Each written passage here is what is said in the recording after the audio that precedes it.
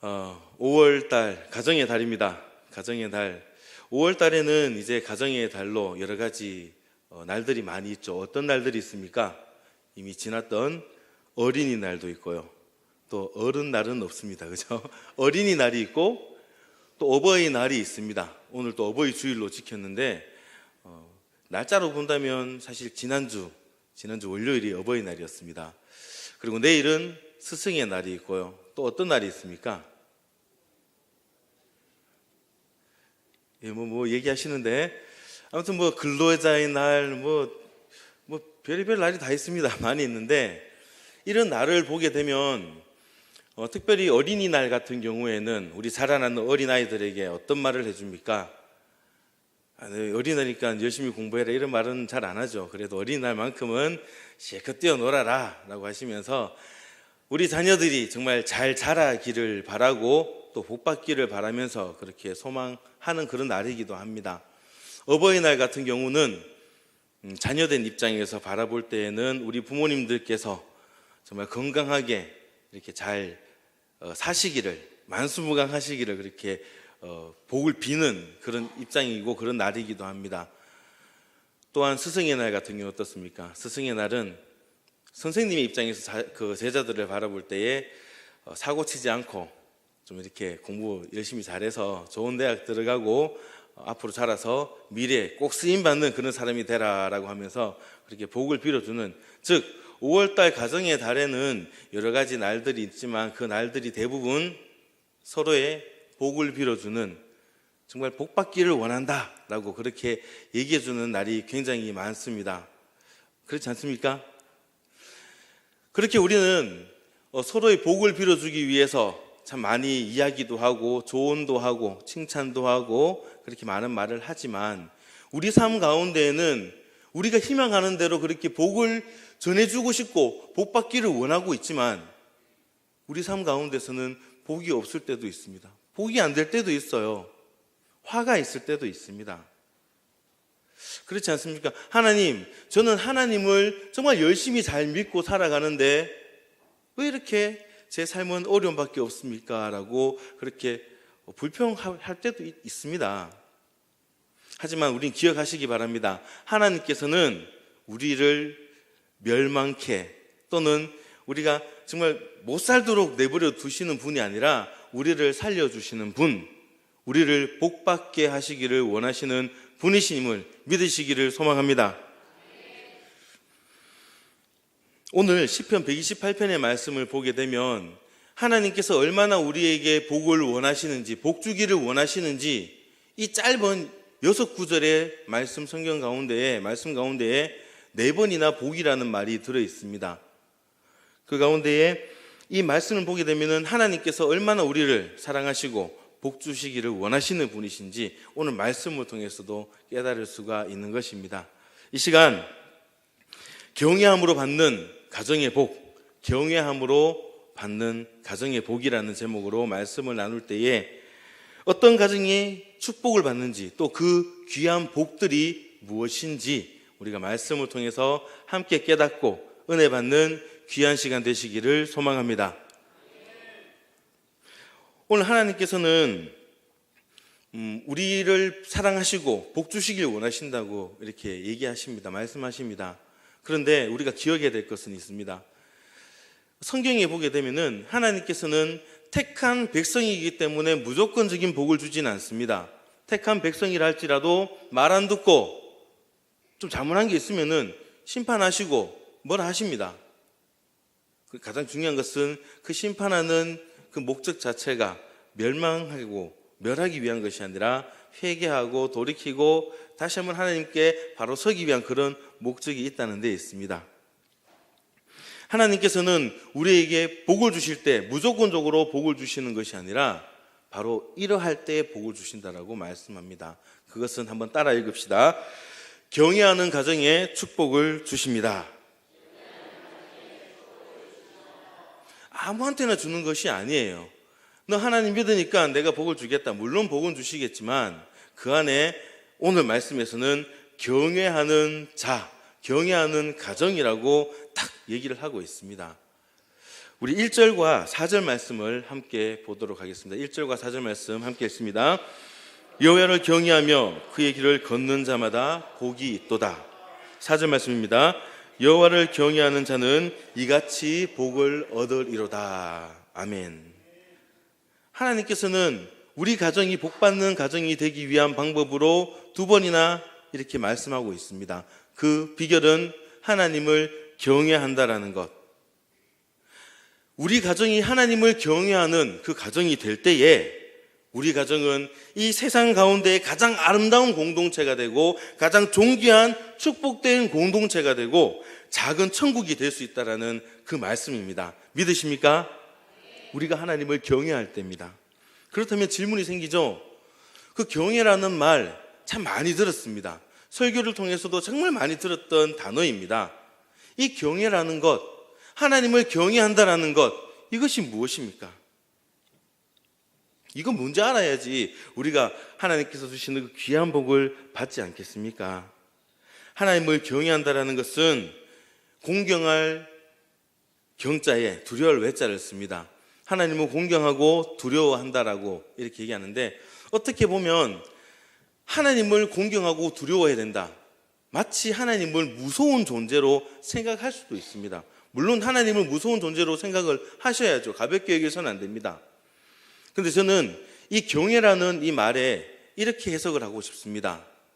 인정하고 존중하는 것, 하나님을 하나님됨을 인정하는 것, 이것이 경외라고 볼 수 있습니다. 그저 단순히 공포의 대상이 아니라 가장 소중하고 그리고 가장 가치 있는 분으로 인정하는 것, 이것이 경외가 아닐까요? 우리가 지금 어르신들도 많이 계시지만 제가 자리에 딱 누워 있습니다. 그때 이제 권사님 한 분이 딱 들어오세요. 하면 저는 어떻게 할까요? 누워서 제가 권사님 오셨습니까? 이렇게 하진 않잖아요. 발딱 일어섭니다. 왜 그러나요? 어른이신 것을 제가 인정하기 때문에 제가 일어서는 겁니다. 제 행동과 마음과 행동이 딱 달라지는 거예요. 하나님을 경외한다는 것, 이것은 그분이 가장 어른 되신다는 것, 우리 가정의 가장 어른 되시는 분이 바로 하나님이시라는 것, 내 사업체의 가장 어른 되시는 분이 하나님이시라는 것, 학생들 가운데서는 내 학업 가운데, 내 공부하는 가운데 가장 주체되는 목적이 되는 분이 하나님이시라는 것을 인정하는 것, 그럴 때 우리가 경외한다라고 이렇게 얘기를 할 수가 있습니다. 우리가 진품 명품이라는 TV 프로그램이 있습니다. 마치 장난감 같은 별것 아닌 물건인데도 그 가격을 볼 때 엄청난 금액으로 이렇게 책정될 경우가 있고요. 굉장히 진귀한 어떤 물건 같은데도 알고 보면은 몇만 원, 몇천 원짜리밖에 안 되는 그런 물건으로 평가가 되기도 합니다. 그런데 그 평가하는 사람들이 전문가들입니다. 전문가. 여러분들이 그 TV를 봤을 때에 이 걸레는, 이 수건은, 손수건은 100만 원짜리입니다라고 제가 얘기하면 믿겠습니까? 안 믿어요. 그런데 전문가가 와서 이 손수건은 어떤 제품으로, 어떤 물건 재료로 만들었고 어떤 공법으로 만들어진 아주 특수한 걸레이기 때문에 100만 원 가치가 됩니다라고 전문가가 얘기했어요. 믿는 거예요. 믿는 것. 경외란 것은 바로 그것입니다. 그 사람이 전문가이기 때문에 내 경험과 내 지혜와 내 지식이 아무리 있다 할지라도 그거는 그냥 내 거일 뿐이고, 누구나 다 전문가라고 생각하는 그분이 얘기했을 때는 이게 그 가치가 있는 겁니다. 우리의 인생의 전문가이신 하나님께서 우리 삶의 전문가 되심을 믿으시기 바랍니다. 그분이 판단하는 것, 그것이 진짜입니다. 믿으시기 바랍니다. 이 시간 내 생각, 네 생각 다 내버려 놓고 하나님의 생각이 무엇인지, 내 의견 다 내려놓고 하나님의 의견이 무엇인지 그분의 뜻에 따라서, 그분의 의견에 따라, 그분의 생각에 따라 바로 하나님을 하나님으로 모시고 섬기는 것, 이것이 바로 경외라는 것을 믿으시기를 소망합니다.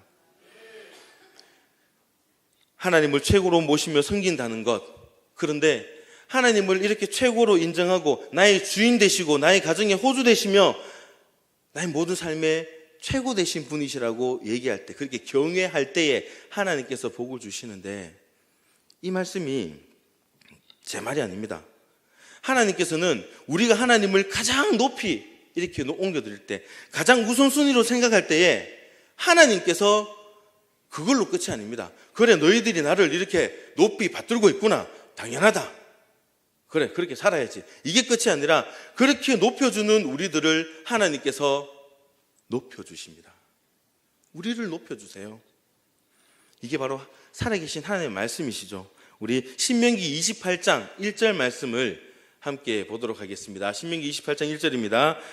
내가 내 하나님 여호와의 말씀을 삼가 듣고 내가 오늘 내게 명령하는 그의 모든 명령을 지켜 행하면 내 하나님 여호와께서 너를 세계 모든 민족 위에 뛰어나게 하실 것이라. 아멘.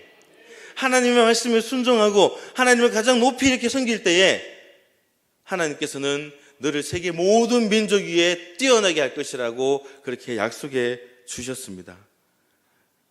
우리를 최고로 이렇게 해주신다는 거예요. 살아계신 이 하나님을 믿으십니까? 그렇다면 살아계신 이 하나님을 여러분의 사업장에, 가정에, 인생의 최고의 자리로 모시기를 소망합니다. 이렇게 우리가 하나님을 경외할 때 하나님께서는 복을 주신다라고 말씀을 하셨습니다.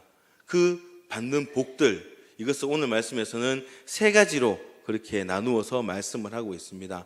그 첫 번째가 바로 경외함으로 받는 이 복, 첫 번째가 바로 남편이 축복을 받는다는 겁니다. 굳이 이것은 남편으로 국한하지 않아도 괜찮을 것 같아요. 우리 모든 성도님들에게 다 적용되는 것 같습니다. 우리 2절 말씀을 함께 보겠습니다. 내가 내 손이 수고한 대로 먹을 것이라. 내가 복되고 형통하리로다.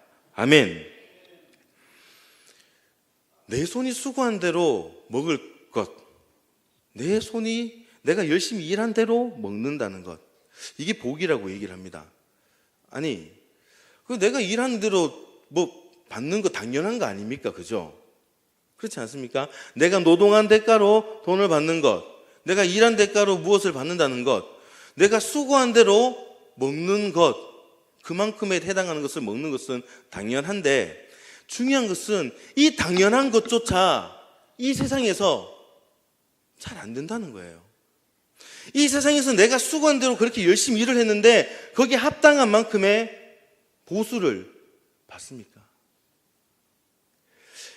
직장인들에게 다들 물어보면 지금 받는 월급이 적당하다고 생각합니까? 라는 그런 질문에 어떻게 대답할까요? 여러분들의 대답은 딱 맞습니다 이겁니까? 아니면 많이 받습니다입니까? 아니면 부족합니다입니까? 열심히 부족합니다. 대부분의 직장인들이 그래요. 당신이 열심히 일을 하고 있는데 거기에 해당하는 대가가 지금 받는 게 적절한가라고 했을 때 좀 부족합니다라고 하는 대답이 거의 대부분입니다. 근데 오늘 말씀이 뭐랍니까? 내가 수고한 대로 먹겠다라고 얘기를 합니다. 수고한 대로 받겠다라는 것. 이게 너무나 큰 복입니다. 뭐 과거에 이제 몇 년이 지났지만 지금 우리 신천 뚝길에 아시다시피 우리 그때 철쭉꽃을 이렇게 열심히 많이 심었습니다. 철쭉꽃을 심는데 저기 끝부터 저기 도로, 큰 도로까지 이렇게 하는데 거리가 한 400m 됩니다. 그때 제 기억으로는 철쭉꽃을 3,200그루를 심는 걸로 알고 있어요. 처음에 심을 때는 열심히 심고 싱싱하게 잘 붙어 있는 것 같아요. 근데 하루 이틀 지나니까 얘네들이 뭐라 그럽니까? 목마르다 그러죠. 그럼 물을 누가 줍니까? 비가 안 내려요.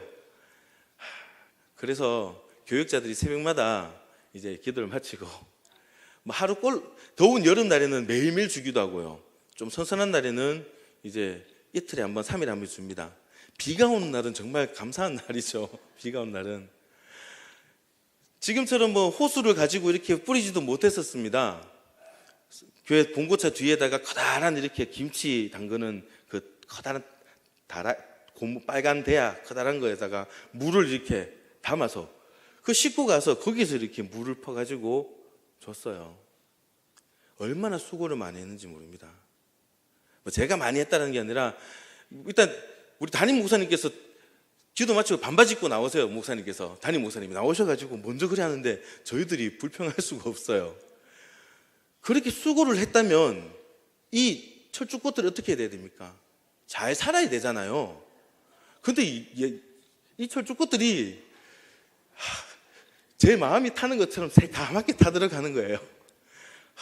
새까맣게 타고 다 주고 갑니다. 수고한 대로 이렇게 결실을 얻는다는 것, 이게 얼마나 어렵습니까? 여러분들 열심히 일을 하고 있지만 거기에 대한 수고에 따라 만족할 만한 그런 것을 다 받지는 못합니다. 이 세상에서는 수고해도 안 되는 부분들이 있습니다. 이 모든 것이 다 하나님께서 허락하시는 줄을 믿으시길 소망합니다. 우리가 복받을 수 있는 것은 우리가 하나님을 두려워하고 하나님의 뜻에 따라서 열심히 살아가게 될 때에, 이렇게 경외하면서 살아갈 때에 우리 가정의 모든 일이 일어나는 그 수고한 대로 거두시는 축복을 주십니다. 성경 말씀에도 그렇게 많이 있죠. 하나님 말씀에 순종하고 하나님을 경외하며 살아갔던 그런 자들이 많이 있습니다. 믿음의 조상이라고 하는 아브라함, 이 아브라함에게는 아들 이삭이 있습니다. 이 이삭을 볼 때에 이제 뭐라고 하나님께서 시험을 합니까? 아브라함에게 네 자식을 나에게 제물로 바치라라고 합니다. 그 아브라함의 입장에서는 하나님의 명령인데 어떻게 해야 되지? 순종을 합니다. 근데 문제는 이삭이에요. 생각해 보세요. 이삭이 그래도 아브라함이 나이가 100세가 넘지 않았습니까? 이삭은 팔팔한 아이예요. 이삭아, 하나님께서 지금 너를 제물로 이렇게 바치라고 한다. 하면 이삭이 어떻게 얘기할까요? 네, 아버지, 제가 그 말에 따르겠습니다라고 제단위에 딱 누울까요? 그렇게 하지는 않겠죠. 하지만 이삭은 그래도 아브라함의 그 믿음을 본받아서 그렇게 순종합니다. 몸으로 이렇게 팽개칠 수도 있겠지만 순종하는 그런 모습 보입니다. 그 후에 나중에 이삭은 어떤 축복을 받습니까? 나중에 이삭이 살아가던 그 땅 가운데 가뭄이 심했을 때에 다른 지역에 가서 우물을 팠을 때 우물을 파는 곳마다 우물이 나게 되고 농사를 짓는 데마다 100배의 결실을 얻게 됩니다. 짐승들도 갑절로 이렇게 많이 나게 되는 그런 복을 받게 됩니다. 하나님을 경외할 때에 내가 수고한 거대로 우리에게도 이런 축복이 임하기를 소망합니다. 하나님을 경외함으로 하나님의 뜻을 따라 살아감으로 수고한 대로 거둘 수 있는 축복을 받는 저와 여러분 되시기를 소망합니다. 두 번째로 우리가 하나님을 경외함으로 인해서 받는 축복, 두 번째입니다. 우리 함께 볼까요? 아내가 축복을 받습니다. 지나가 버렸어요. 우리 3절 말씀을 함께 보겠습니다. 3절 상반절입니다. 내 집 안방에 있는 내 아내는 결실한 포도나무 같으며. 아멘. 아내에 대한 축복에 대해서 안방에 있는 이제 아내는 결실한 포도나무 같다라고 얘기를 합니다. 포도나무가 축복, 열매니까 축복이 될 수가 있겠죠. 이게 왜 축복이 되느냐? 여러분들 잘 익은 열매를 보고, 탐스러운 열매, 잘 결실한 열매를 보고 저거 보고 보기 싫다라고 하시는 분 계시겠습니까? 아니에요. 대부분 다 잘 연그렀구나, 참 탐스럽다, 잘 익었네, 참 맛있게 생겼다, 이렇게 볼 수 있을 겁니다. 모두가 그것을 바라보면서 아름답다, 예쁘다 하면서 생각하면서 기뻐하지 않겠습니까? 이것은 즉 이래 봅니다. 저 아내는 참 집에서 애들도 잘 키웠구나, 남편 내조도 잘했구나, 어려운 환경으로 살아가고 있는 걸로 알고 있는데 그런 가운데서도 가정을 잘 꾸려 나갔구나라는 그런 평가를 사람들에게 듣게 된다는 겁니다. 하나님께서 우리의 아내들을 보는 사람들의 입술에서 바로 이런 고백들, 이런 고백이 넘치게 해주겠다라는 겁니다.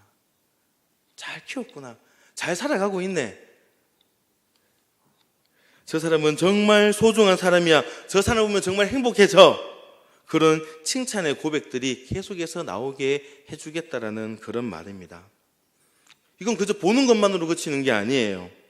결실한 포도나무는 그 열매가 얼마나 달콤하고 영양가 있는지 모릅니다.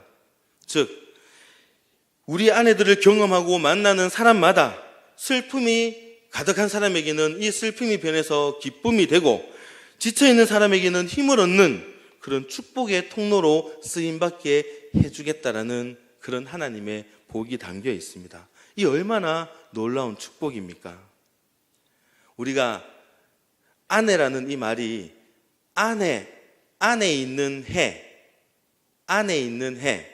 우리 가정 안에서 빛을 발하는 해, 안해에서 비롯된 말이라고 합니다. 아내. 근데 이 아내가 또 다른 뜻이 있어요. 우리가 아내라는 말, 아내, 못해 이런 것처럼. 여러분들은 여러분들의 아내가 어떤 아내가 되길 원하십니까?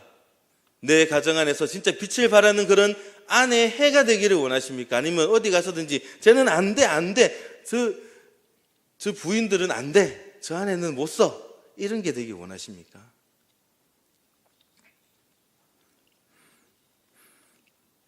우리가 결실한 포도나무 같이 축복의 통로로 쓰임 받는 우리 아내들이 될 수 있기를 소망합니다.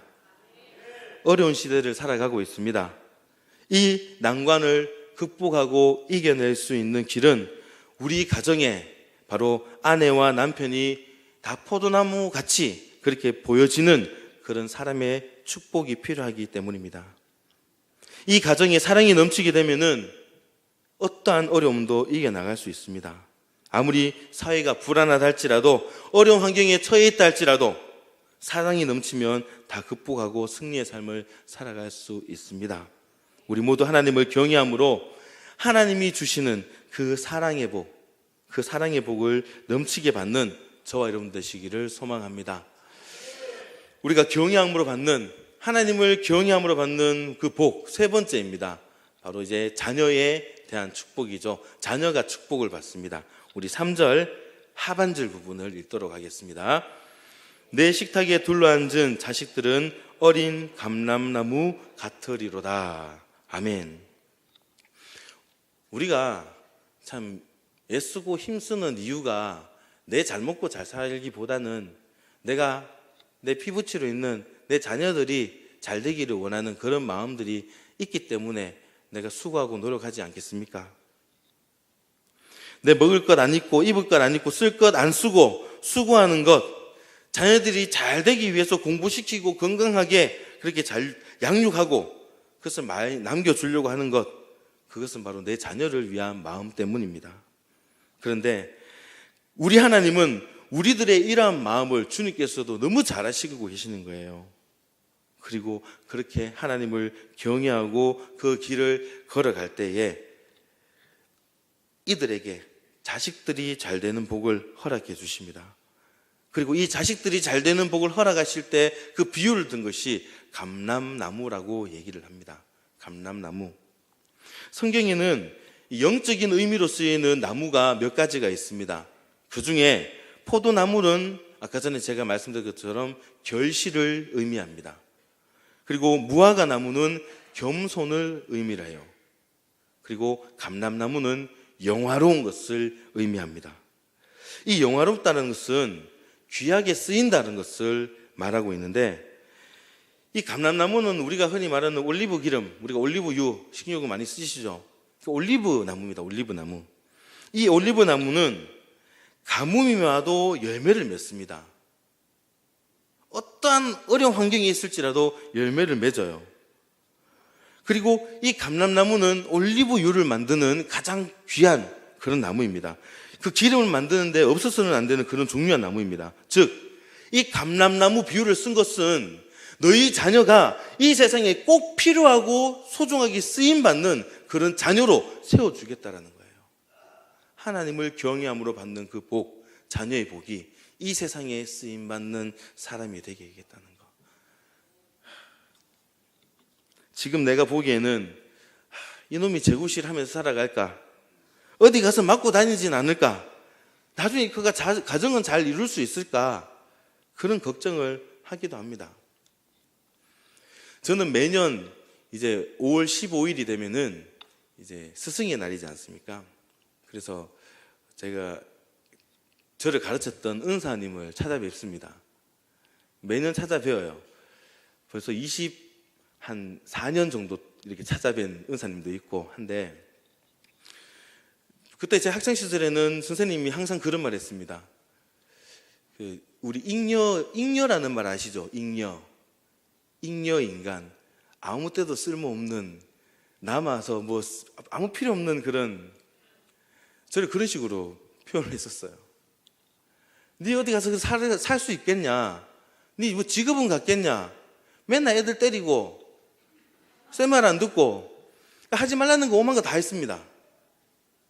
그렇게 하면서 선생님께서 사랑의 채찍을 이렇게, 사랑의 이렇게 손길을 저에게 이렇게 보다듬어 주면서 그렇게 했는데, 그렇게 해서 매년마다 선생님 찾아갑니다. 스승의 날. 아마 내일도 그렇게 갈 것 같아요. 내일 월요일이고 해서 찾아갈 때 저 혼자 안 갑니다.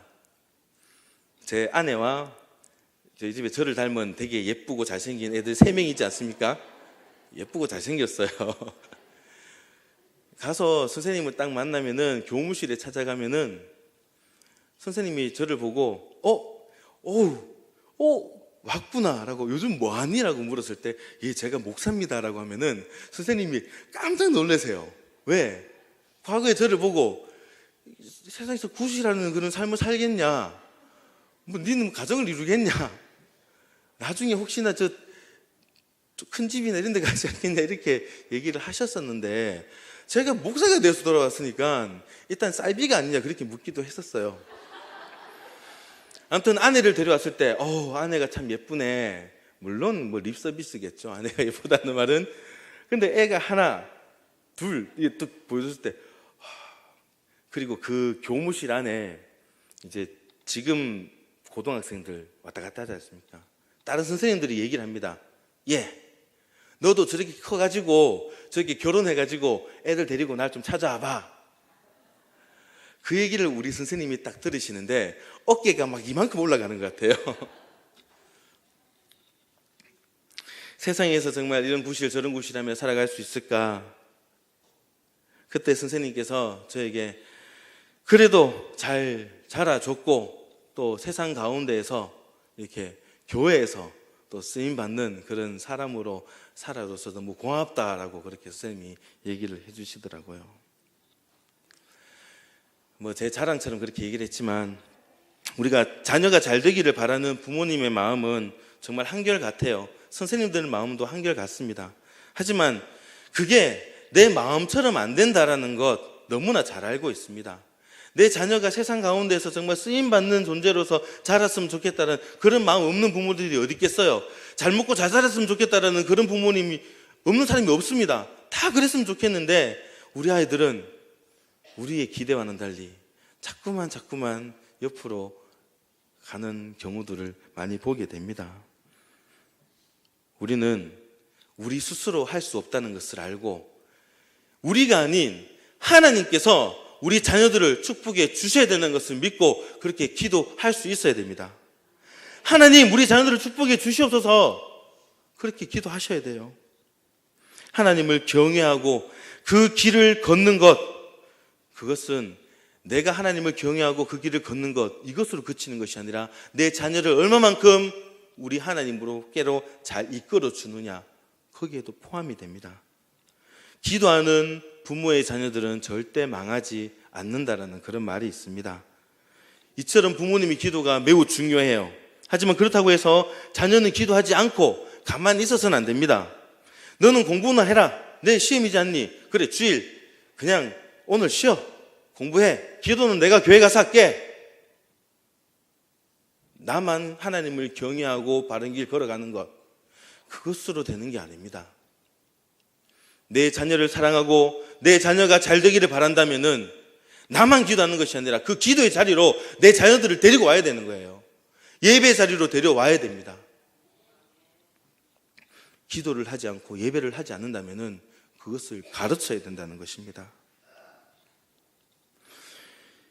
우리 자녀들을 위해서 무엇을 먹일까, 무엇을 입힐까, 무엇을 가르칠까, 여기에만 혈안이 있는 것이 아니라 어떻게 하면은 내 자녀를 하나님이 기뻐하시는 소중한 자녀로 삼을 수 있을까? 거기에 고민할 수 있기를 소망합니다. 그러므로서 이 내 자녀들이 이 세상 가운데서 귀에 쓰임 받을 수 있기를 소망합니다. 이와 같은 놀라운 축복, 남편이 복을 받고 아내가 복을 받고 자녀들이 복을 받는 것, 이것이 어떤 사람일 때, 어떤 일을 할 때 그렇다고 했습니까?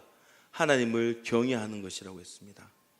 하나님을 인정하는 것, 하나님을 존중할 때에 이 복을 주신다라고 말씀을 하십니다. 우리는 하나님을 인정하지 못하는 그런 세상 가운데서 많이 살아갈 때가 많습니다.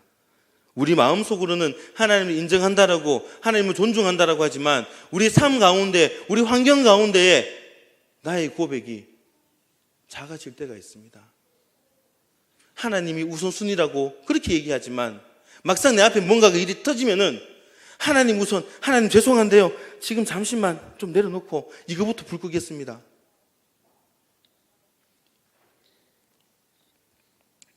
내 눈과 내 경험과 내 지혜, 그것으로만 세상을 보지 마시고 그 어려운 가운데서도 하나님을 의지하고 나갈 때에 나를 살려주시는 그 하나님을 바라볼 수 있기를 소망합니다. 오늘 시편 128편에는 2번이나 반복해서 하나님을 경외하는 것이 얼마나 중요한 것인지를 말씀해 주고 있습니다. 얼마나 소중한 것인지 말씀하고 있습니다. 오늘 다른 것 다 잊어버려도 하나님을 경외하는 가정이 되어야 되겠다는 것, 하나님을 경외하는 남편이 되어야 되겠다는 것, 하나님을 경외하는 아내가 되어야 되겠다는 것, 하나님을 경외하는 자녀가 되어야 되겠다는 것, 이것만 잊지 않고 기도하는 저와 여러분 되시기를 소망합니다. 그럴 때 하나님께서는 우리 가정을 최고의 가정으로, 최고의 행복한 가정으로, 축복된 가정으로, 그런 남편과 아내, 자녀들로 만들어주시고 세워주실 줄 믿습니다. 우리 모두 하나님을 경외함으로 이 모든 축복을 받아 누리는 그 귀한 주인공들이 될 수 있기를 주님의 이름으로 축원합니다.